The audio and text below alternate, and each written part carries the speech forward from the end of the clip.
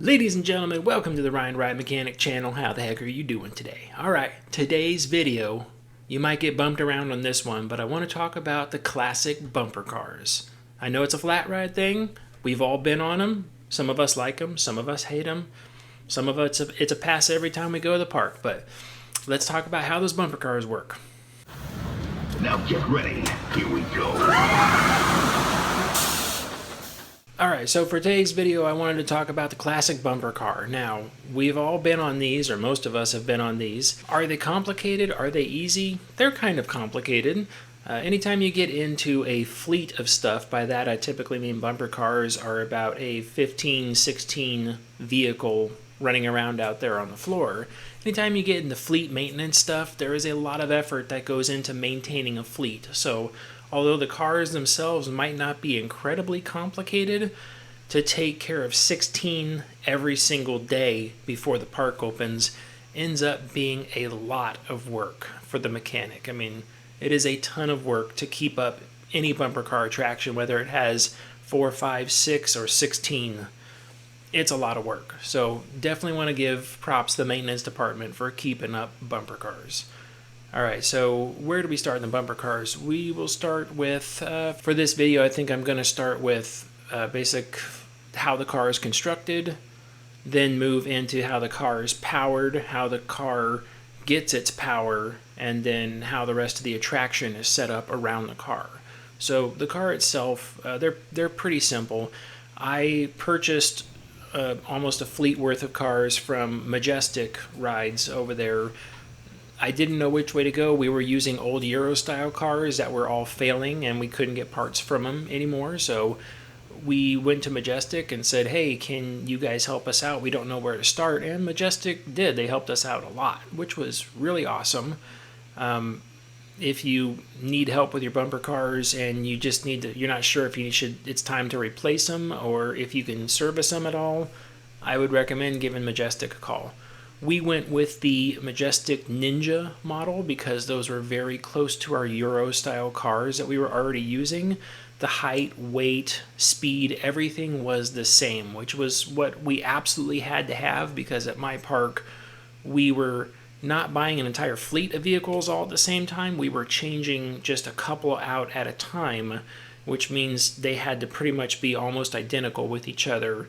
So there was no mismatch in weight or anything else. So the outside of the body, fiberglass reinforced shell. The inside is pretty much stamped sheet metal. A little bit of padding on the seats, not too much. They have a lap bar that comes down. There's nothing really fancy about these. They just fold down and fold back up. It's a bar, nothing to them. They got some padding on the outside. So the next thing I want to talk about is the steering. You have a steering wheel with a big pad in the center so you don't bloody your face when you hit it. And that goes down into the internal workings of the car. You know what? Let me pull up Majestic's website and we'll talk about the parts and pieces on the inside of it. Alright, so here is the Ninja bumper cars that we're looking at. This is by the company Majestic. I'm right on their website. This is nothing fancy. You can also go to Majestic's website and look at all of their different bumper cars. They've got a lot of them out there. If you're a park or an operator looking to replace your bumper cars and you don't know where to start, I'm not paid by these guys or anything, but honestly, just give Majestic a call because they helped me out a lot because I didn't know how to attack this process either, and they really helped me out with everything I needed. So I can highly recommend Majestic for bumper cars, and honestly their service and stuff was really good, so I'd recommend them for everything. So what we're talking about now is a steering system. So I'm going to go up here to parts, and I'm going to go here into the steering components. Okay, so this is the standard steering system of a bumper car. So basically you have a steering wheel with the steering shafts that come down here, and then depending on the car there's different style couplings. That's basically the column that lifts and supports the steering wheel so you can hold it. But those columns mount into this big bell housing down here. Now the bell housing, surprisingly enough, is not welded. It's nothing fancy actually. It's just it's cast aluminum. That's all it is. So these are actually prone to cracking. They can crack.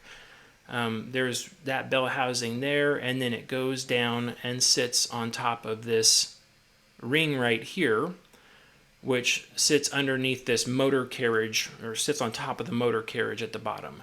So the bell housing itself, right here in these corners right here, the bell housing is mounted to the metal bumper car frame. That's where the bell housing is mounted. And then your steering column comes through the bell housing right there, and one of these spur gears attaches to this ring gear. The ring gear attaches to the motor assembly, and the motor is tucked up on the inside of that assembly, and that motor is allowed to rotate left and right. That's what actually does your steering. It's your steering column to this ring gear, to this housing, which actually turns the motor. Now, big part of the bumper car is all your movement. This is where it also is the most complicated. And this, not too much fails. The bumper car really gets hammered on. Eventually, you'll crack this bell housing.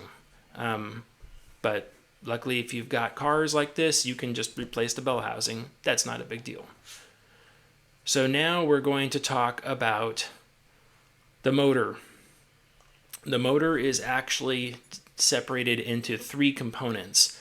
I'll use this page right here. This is kind of the overview.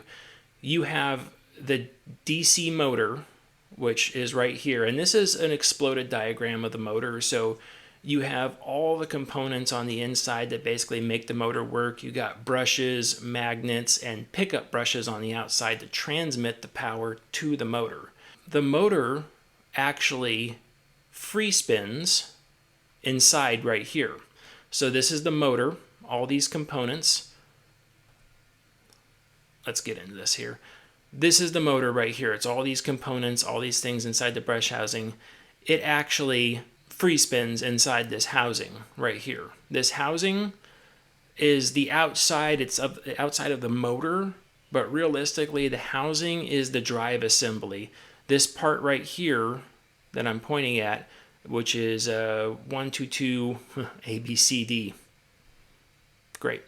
That is actually the drive tire. They're either made out of urethane or rubber, depending on your conditions. You might want urethane over rubber, how hard they are hit, how much wear you're going to get out of them. You can decide between urethane or rubber. That's something, if you were replacing things, the manufacturer would say, oh yeah, use these. Ours, we used urethane on them because we wanted them to last a long time. Not the best traction, however. So we used urethane on ours. So that is the motor assembly. It free spins inside of this housing. So it's like if the motor free spins, how does it get that wheel to turn and go forward? It's like, okay, let's talk about that. That motor and housing assembly on the other side is connected to the planetary gearbox, essentially. It's a planetary gearbox. It takes the input information, it goes through the one side, ramps it up, or ramps it down, I should say, so the motor can spin really fast, and you get all the torque out of the other side. The torque is actually going through this outside ring, which is mounted to another component we'll get to in just a second.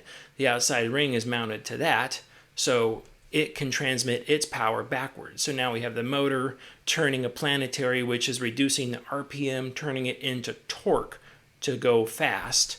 And then this all gets transmitted into this guy right here. This is the clutch. The clutch sits on the inside of that drive housing on the outside. So you have the motor that comes in, it's spinning, goes to the planetary drive, which reduces the RPM and increases the torque. It's attached to the clutch, and then the clutch is attached to the outer casing, which actually turns the wheel. Okay?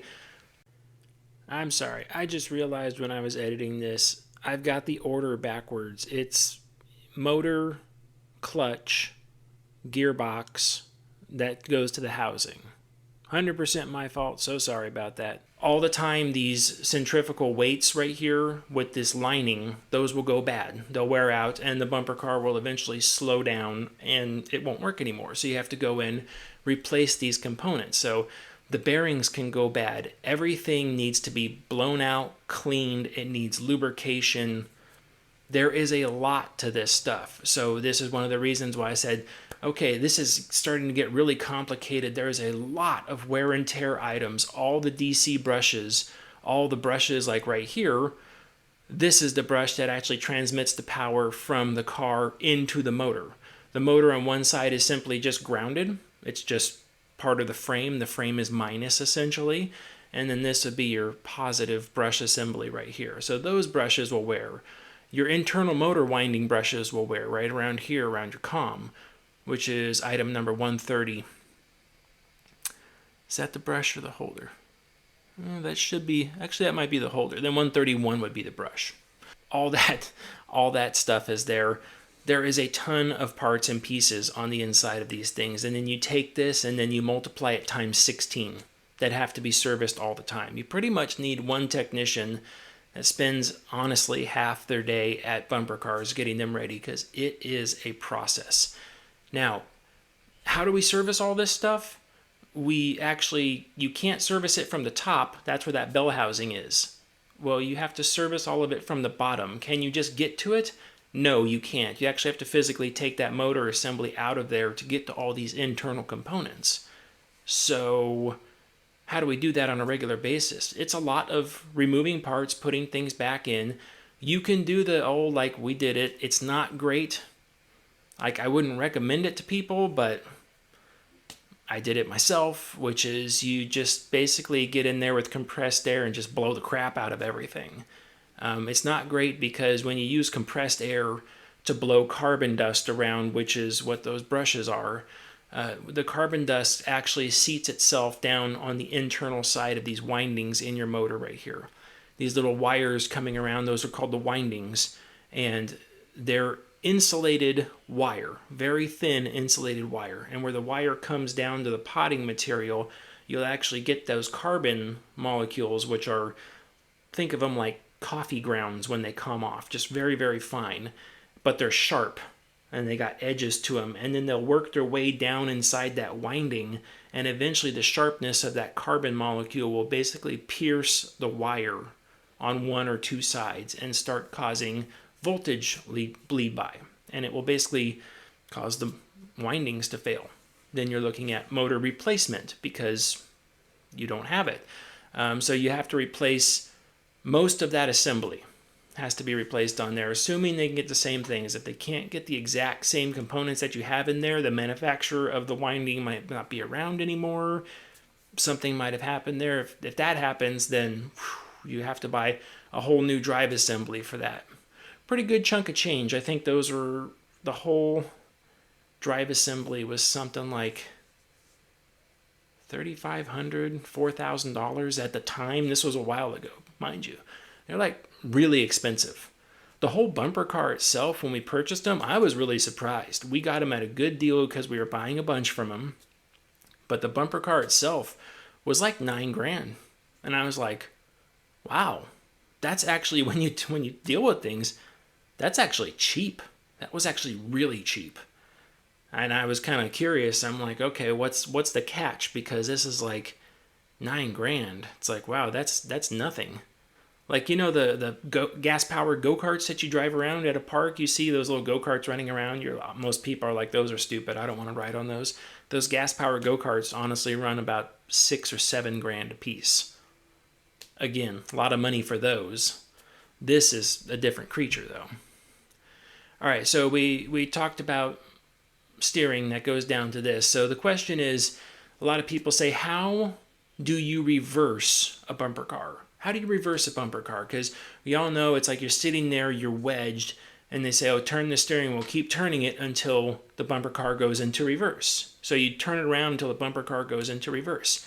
Well, these motors are simply on and off. Underneath that gas pedal, it's just a switch. That's all it is. It's open, it's closed. There's no little bit of power or more power. It is simply just on and off, click, open and close. So these motors, they are running or they are not running. There is no reverse on the motor. So what they do is, because this bell housing assembly is spherical, it's in a circle, when you keep turning your steering wheel, you're literally taking the direction of that motor and you're just rotating it 180 degrees. So it's always driving forward, but you just turn it around 180 degrees. Now it's driving forward, but it's reversed from your point of view. And you start going backwards. That's it. You're literally, when you go in reverse, you're just turning the motor the opposite direction of the way it's going. Okay, so that was all basically steering down to the front wheel. That the bumper cars have one wheel that's in the front, and in the back they have this rear axle assembly. Now, there's two different types here for two different voltages or two different styles, but basically these were the ones we were used to. It's simply just a straight axle with two idler wheels, again, rubber, urethane, just depending on what you're doing. We always opted for urethane. So that was it on the rear end. It really wasn't much of anything. This guy right here, this is a pickup brush that they use to get electricity, and I think we're getting close to that. But let's talk about, we're going back to the motor. Okay, so when we get to the motor, we say we're going to deliver it voltage. Well, now we're going to talk about how we're getting the voltage. The voltage actually comes from the floor, or a combination of the floor and the ceiling, depending on what's used. There are two different types of bumper cars when you get to that fork in the road. One is called a floor mount or a floor pickup. The other one is a traditional pickup, typically referred to as a stinger.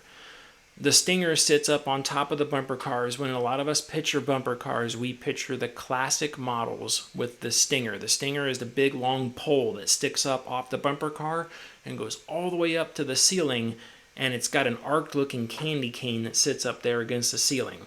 And the ceiling kind of looks like wire mesh all over the place. So that is a traditional style. And what you have is that the ceiling is typically energized with it's all DC voltage.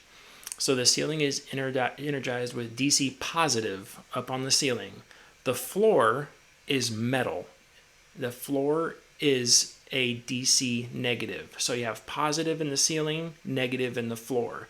So your stinger reaches up with that candy cane, which is typically spring-loaded. Either it's spring material pushing up against the top, or it's got a physical spring that allows it to push up there. Your candy cane touches the top, and it connects the positive all the way down to the car. And then underneath the car, there is a wire brush. It's literally like something you would use to clean a material off of. It's a wire brush that sits there and rolls along on the floor. So the wire brush actually contacts the floor and it picks up the negative. So that's your traditional style bumper car voltage. The non-traditional but extremely commonly used out there is what's called floor pickup. Floor pickup bumper cars don't have the stinger on top. So you're saying, where's it get its voltage from? It gets both the positive and the negative from the floor. Both of them are in the floor. So if you see videos and stuff out there, if you look at the floor, your traditional stinger style bumper cars, the floor is like one solid piece of metal. You just look around and it's all just like one solid piece. A floor pickup style bumper car sits on a mixed polarity DC floor. So what it will look like is on this floor, it'll look like it has zebra stripes on it. It's got a whole bunch of stripes of something running down the center. And we'll talk about that just a little bit. Basically, the big plates running down are also a very heavy gauge steel. It's very heavy gauge steel, and that's anchored to a wood paneling underneath that. In between those plates of steel is it's a very small piece, it's only about 3 inches wide, of wood separating the two, but it's at the exact same level, so it's flush. So what you have is metal, wood, metal, wood. The wood is an insulator in this case. It prevents that metal from touching anything else. So what you get is that one panel will be DC negative, one panel will be DC positive, and they oscillate with each other all the way down there. So it's like, okay, how do you get that from there into the motor? It's like, well, just like the traditional style used a wire brush picking up stuff off the floor, you can also use a wire brush with these as well. but you need more of them. In fact, you need 4 of them, typically one at each corner. You typically need 4 of those things to pick it up, because at any point in time, 2 brushes in any configuration, 2 brushes always have to be touching a panel. A brush has to be touching a DC positive panel, and a brush has to be touching a DC negative panel. The alternative for brushes is a steel ball bearing. That's what we use because they lasted a long time. It's a ball bearing with a stud welded on it. You put that down there and it just drags across the floor. So that's what we did. So you have to have 2 things constantly on a panel no matter what. So what you have to do then is you say, well, you can have 2 sitting on positive, 2 sitting on negative. Well, if you run the positive and negative to the same terminal on the motor, it will arc out. It will actually catch fire and melt the wiring. So they use these things in there they're called rectifiers. There's actually 4 of them in there because there's 4 brushes. Each brush goes up to a rectifier and mounts on one terminal. So you have 1, 2, 3, 4. The rectifier's job is to sort the voltage. And it does this just through a series of very simple diodes on the inside. They're actually used everywhere. So what you do is you bring the voltage in on the front and you say, sort this. And it goes, okay, what is this? And through its diodes on the inside, it will either say that that's positive or that's negative. Well, the positive, it sends the power to the positive terminal. And all the positive terminals are linked to the motor. The negative, it connects it to the frame because the entire bumper car is negative and the frame is connected to the negative side of the motor. So when you complete that circuit, you go positive through the brush to the motor, and the motor turns on because the power can go backwards through the negative, down, back through the floor again. Now, when those brushes switch, when they go over a different way, that positive might suddenly turn to a negative, in which case the diodes just let the power go the opposite direction. It's okay, and it continues to work. These, you only need the one side of it. So like when you switch AC to DC, you put AC on 2 sides of the rectifier and you get DC on the other 2 sides. So in this case, we're actually using it the other way around. We're saying, okay, we're going to put unknown goes on this side, and then we want DC to come out the other side and return the other way. It's kind of the same thing, you're just kind of like turn it upside down and with the theory, going one way instead of the other. But diodes are solid state, so you don't have to, there's no electronic like modulation or anything that has to happen. So that is how you get the power from a mixed polarity DC floor into a solid polarity in the car to be used. And again, you push on that gas pedal, it simply closes a contact and lets all that current run through. Okay, so that's how the bumper car moves forward. Well, let's keep with the voltage and say, okay, what controls the voltage? In the back room, in the bumper cars or off to the side, there is a very, very big transformer with lots of taps on the side. The transformer is designed to take in, like ours was, we used 360 voltage, I think it was, because it was a European thing. We used not quite 480, but we used a pretty high voltage and stepped it down to a lot of current. And I mean a lot of current. There's like, I believe ours was running 20 volts DC at, I want to say it was 500 amps DC, because DC you need a lot of amperage for it. I want to say it was around 500 amps at 20 volts. So those transformers have different taps on them, and each tap is a different voltage. So what you can do is actually turn the voltage up or turn the voltage down, but that's supplied to the entire floor. So collectively, the higher the voltage is, the faster the motor turns, the faster the bumper car goes. So this is typically something that's only done once and says, okay, we're going to set this here where the bumper cars, we want them to go. It's a good speed. What's a good speed? It's like that's the size of the arena where the bumper cars are sitting. That's the size of the arena. It's like, okay, so it's a good speed for that arena and how many cars we have operating. And if you have the speed turned way down low, then that probably means you can have smaller guests get on it because the impact is a lot lighter. So it's like you'll run it at a lower voltage. One of the questions I always got was, what do you do, especially mechanics starting, what do we do when we have to run the ride, it's like, well, you get a second person, have them start it, and then you can go out and test the bumper cars. It's like, okay, how do we get out there to test the bumper cars? It's like, it's high amperage, low voltage. You can just simply walk across the floor. For guests watching the videos, it's like opposite for people. It's like never ever walk across the floor. The deal is that if you're just walking across there with standard work boots, you're insulated. It's like there's not enough voltage on there to do any harm. You touch anything to that floor to anything else, it will arc. And then guess where all 600 of those amps are going? Through whatever was touching.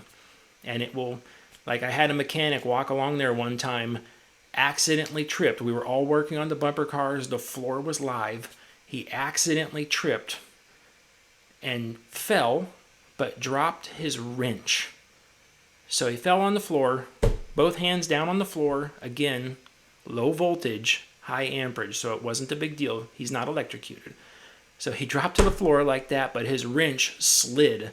And because we're using the multi-voltage on the floor, it actually slid sideways, and it actually went between the negative and the positive plate before we could hit the E-stop on the attraction. That wrench, and I think it was like a 10 millimeter wrench. Of course, right? All the mechanics were like, of course it was a 10 millimeter wrench. That wrench was already bright orange from all the current that had gone through it. As soon as it hit both panels, it arced and turned bright orange. It's like, wow. That's a lot of current in that floor. Very dangerous if you have something conductive that you're holding on to. All right. So on the daily also, you have to test for dead spots in those floors. The same thing with the Stinger styles. You have to test for dead spots in the ceiling. How do you do that? You just get in the bumper car and drive it around, honestly. You could literally go all around it, and you basically zigzag left to right until you get to the corner, and then you zigzag top to bottom, and then until you get to the other corner. And then the entire time, the bumper car should stay running. If the bumper car cuts out, you have one of two problems. You have porosity on the floor, rust, which is preventing the brushes from making good contact, or you have the panel either top or bottom underneath. And the multi-polarity floors, the studs are underneath the floor where the wires connect. And then when they go bad, it's a really bad thing. So if it's just like you're on your positive or your negative, and it's just like the panels are good, and then suddenly one's dead. And then it's like you just hope you could tack weld the panels on both sides, and then that puts that panel back into service. Good to go. Even permanent ones at permanent parks, the panels are still about 3 or 4 feet long because they were originally meant to travel. Most bumper cars are meant to travel, so their paneling is smaller so they could be put together around carnivals, fairs, that sort of stuff. But permanent amusement parks are no different. They use the same exact thing. So it was quite a pain in the butt when we had to pull our floor up because we had to undo everything and pull all those panels up. We would find dead skunks and stuff underneath there. It's like, whew, bad, because there's a gap underneath that floor for water and stuff to get away. All sorts of stuff lives down there. So it was not great at all. But yeah, you run the bumper car and both ways, basically all over the floor, to find any dead spots in the morning. It's kind of fun to do, but each car you also have to test, not for dead spots, just to make sure it works going along the paneling and then across the paneling. That actually is testing the rectifiers inside the car, because if you got a car that runs top to bottom, but then when you turn it and go left to right, it stops running, that means one of your rectifiers in the car is bad, because it can't, or one of the brushes or pickup balls in that case has worn too far and it's no longer touching the floor. So we're always supposed to have two touching, positive and negative. One's not doing it anymore. Both are unique to their own systems. Both come with a world of headaches. Anyone who's worked on bumper cars before it's like a never-ending service nightmare for them. We've talked about that. I'm going to get into the last thing before I talk about operation, is the thing that makes bumper cars, and that is the bumper. The bumper is a giant tube, exactly like a tire on a car, but it's all the way around the outside of the bumper car. Now, you would think like, okay, Ryan, is this literally like a tire and you just put it on and you have to stretch it down the side of the car? No, these are actually special tires. They are tires, but they're special tires made in that shape of the bumper car. It's kind of like fitting a bicycle. It's got a rubber tire, that's the outside, and it's got an inner inflated tube. So you put the outer tire on, you get it all around the vehicle right where it's supposed to be. Then you inflate the tube, and the pressure coming up from the tube basically holds it in place and locks it into the bead so it doesn't go anywhere. Generally, we ran about, I want to say we were in the 25 psi range, if I'm thinking about that right. Man, it's been so long. I want to say it was like 20 to 30 psi, somewhere in there inside that tube is what we were running. So there is a lot on the tires on the outside. They are what does the impacting. The people are there to use the car for. So you have to take care of them. If you don't take care of them, they still work just fine, but they wear down fast. How much does one of these tires cost to replace on the outside of the car? The tire cost, when I was doing this, the tire cost about $1,500 to replace that one tire on the outside of the car. That's a lot of money. So the way these things work is to prevent traffic jams, which is where the cars pile up and they can't get unstuck, which that ride shuts down all the time for that stuff.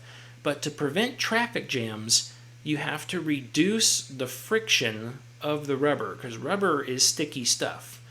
And if it's too sticky, it holds. When people jam it into the side rail, it'll hold itself there. When two people jam two cars together into the side rail, they hold themselves there. Like, it's a bad mess. So you have to reduce the friction of those tires. How do we do that? It's actually a little simple. Let me do a demonstration. Be right back. Okay, do a demonstration here. Latex glove, or more commonly just a rubber glove. Let me see if I could do this one-handed, because it would make things easier. All right. Wet paper towel. Most every glove is coated with something. So we're going to wipe it off and get it back down to its natural state where nothing is on it. This is typical for tires. You want them very clean. All right, dry it off. Okay, so now we have the outside of a bumper car. I don't know if you could hear that or not, but basically the glove is sticking to itself. Well, that's rubber on rubber. The glove sticks to itself. There's a lot of friction on it too, like lots of friction. So what happens is that when you have bumper cars and they run into each other, you have all this friction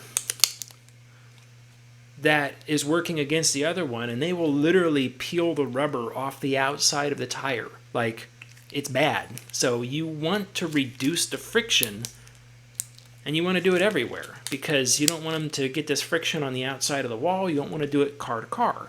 So how do we reduce this friction on something like that? Well, baby powder, or this is mainly just talcum powder on the inside. So what you do is you mix talcum powder with water. And it's not a slurry or anything else. It's actually very light. And you just get a rag or a brush or something like that, and you mix talcum powder with water, and you just simply put it on the rubber tire. You put it on the outside of the arena as well. It doesn't take much, although I just used too much. Yikes. Well, that's going to be a mess all over everything. Sorry. All right. A little bit of talcum powder on there. Now there's zero friction, like nothing at all. Like nothing. It's nothing sticking. So there is zero friction in there now. So that talcum powder basically creates a lubrication, a bearing surface between the rubber tire and either another rubber tire or the outside wall. That's why if you look at pictures of places that maintain their bumper cars really good and really get some good longevity out of them, all the time, especially early in the morning, you'll see the outside of that tire kind of looks a little grayish, maybe like there's some white paint or something on it, that's the talcum powder that they put on there. Too much and it gets on the floor. We've had that experience plenty of times before. It gets on the floor and then it literally causes a slip hazard. It is so slick out there. So we get those tires, we slick them up with talcum powder, put them on the outside of the arena with talcum powder. That way everything is nice and smooth and it makes that tire last a long time. And now when they're properly coated like that, they will last a very long time. You'll get a lot of service out of those things. Okay, so in the arena itself, we're down to operation. How long do they let the bumper cars go? It varies from park to park, operator to operator. There is no set time. It kind of just varies on what they like to see. Hey, some bumper cars are just a big open square or rectangle arena, and some of them have a center island. Yeah, I hate center islands, but I totally understand why.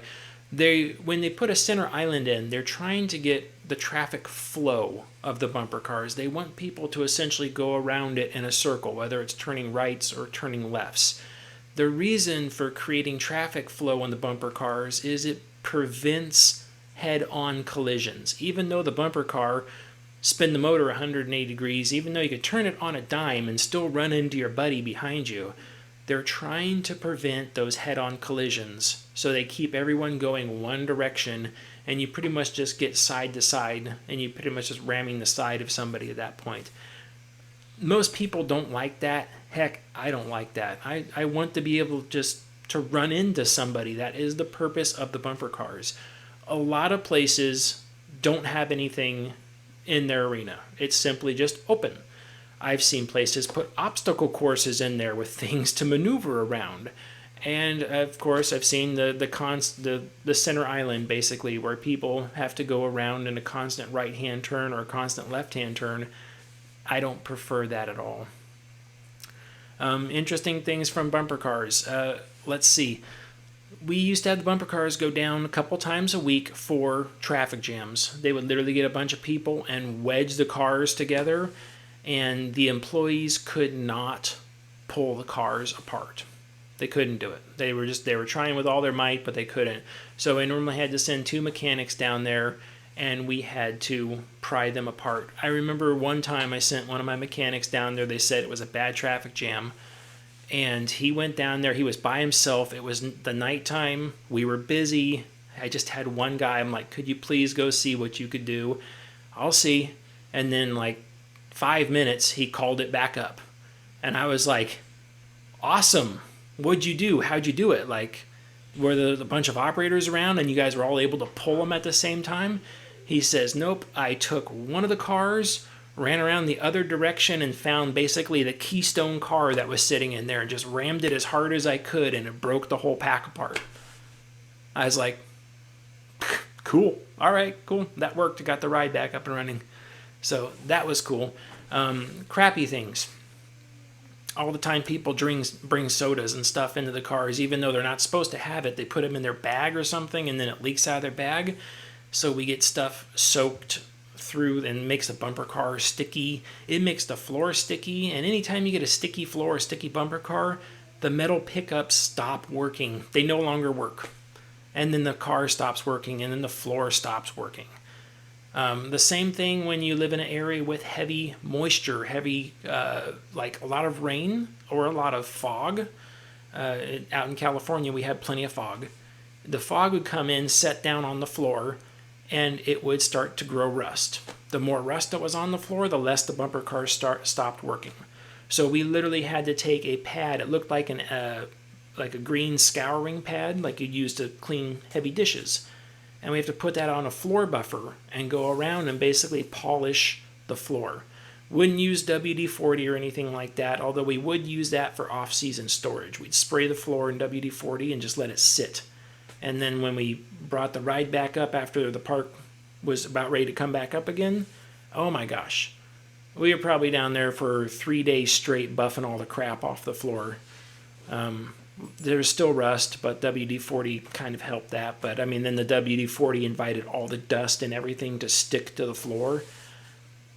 Pretty nasty mess. Coming up after a couple months off, it's like it took 2 guys about 3 days straight to get the floor back to working condition on the bumper cars. not great. And then things in general, they'll call the bumper cars down all the time, say like, this one's sparking. It's like, okay, you need 2 people to flip the car on its side, just like every morning the cars weigh about 500 pounds. So you get 2 people, you flip the car on its side, and all the time there's a piece of jewelry or something stuck to the brush, and it's just dragging that along the floor with it, causing a long trail of sparks. It's not really going to catch fire or anything, it looks bad. Okay, I think that's about it for this video. Went a lot longer than I thought it would, actually. Guess I had a lot on this subject. Bumper cars, they take up a lot of time, though. There is a lot of work put into those things. So next time you're at a carnival, you're at a park, and the bumper cars are there, just know that that was an absolute pain in the butt to open up that morning. If you like, subscribe, share, do all that stuff, it does help me out. I do appreciate it. If you want to email me, you can email me at RyanTheRideMechanic@yahoo.com. You can always comment down below. If you got any cool stories, comments are the place to put them because people love stories. I like stories. I like to read stories. But yeah, that's good. All right. Stay off the air gates. Bye.